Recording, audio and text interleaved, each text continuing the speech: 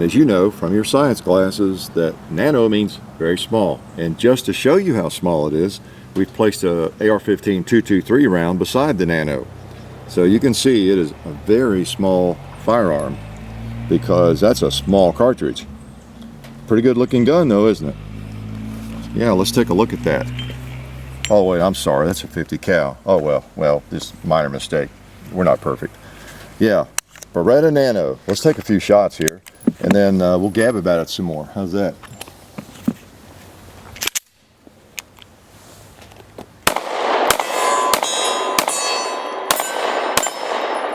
All right, out of ammo.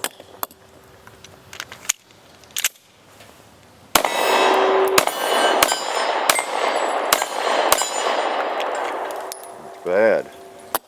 Feels pretty good.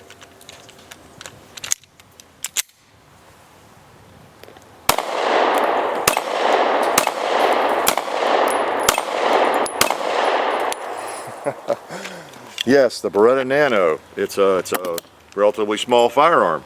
Not quite as small as you thought it was, is it though? Now some of the things this gun has, kind of interesting, are the sights are pretty easily removed, adjusted.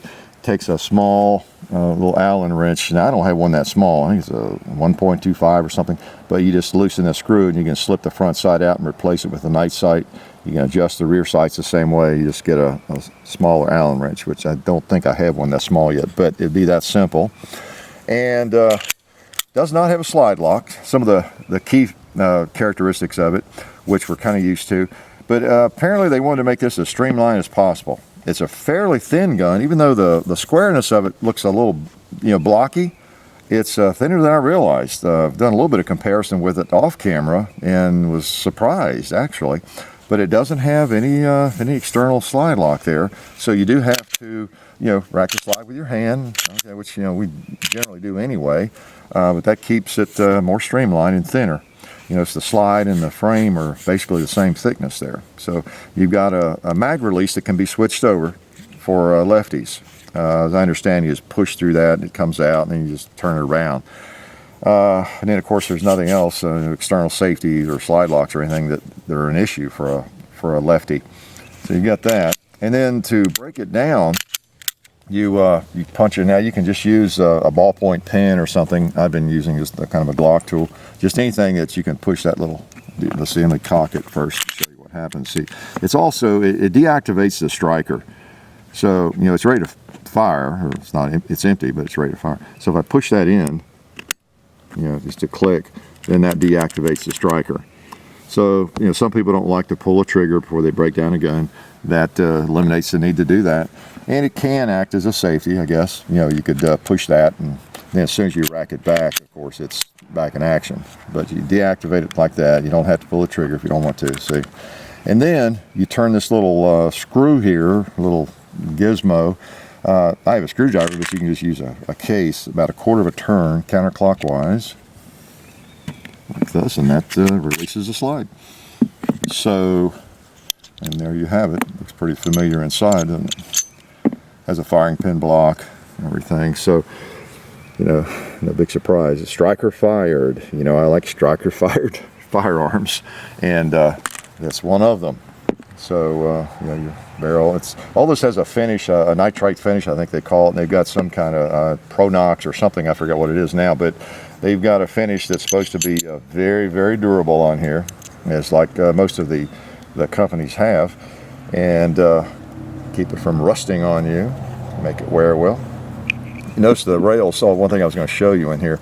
You punch out, I think, a couple of these pins, and this chassis, which is stainless steel, comes out, and that is the part that has a serial number on it. You can see the serial number is on the actual stainless steel chassis in there.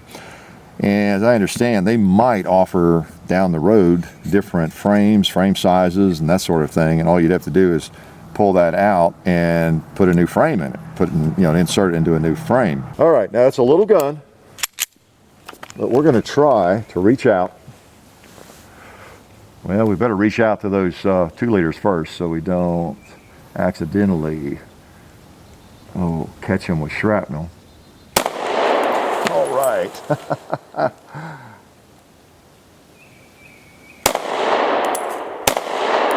Ha, nice, nice, nice. Let's see where the hole on those plates. There we go. I think right on, as best I could tell. Be careful, this little gun, or I'll pull it left.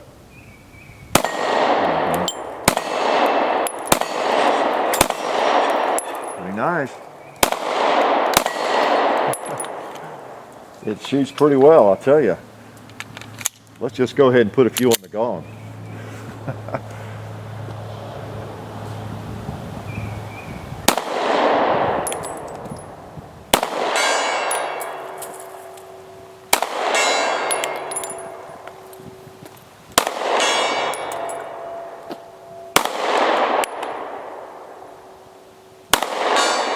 All right.